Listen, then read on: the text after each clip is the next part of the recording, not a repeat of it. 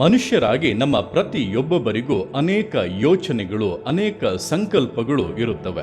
ಆದರೆ ಅದೆಲ್ಲವೂ ಕೂಡ ನಮ್ಮ ಬಲವನ್ನ, ನಮ್ಮ ಸಾಮರ್ಥ್ಯವನ್ನ, ನಮ್ಮ ಕರಗಳಲ್ಲಿ ಇರುವುದನ್ನ ನಮಗೆ ಸಿಗಬಹುದಾದಂಥ ಅವಕಾಶಗಳನ್ನೇ ಆಧಾರ ಮಾಡಿಕೊಂಡಿದೆ. ಅದು ನೆರವೇರಲೂಬಹುದು, ನೆರವೇರದೆ ಹೋಗಬಹುದು.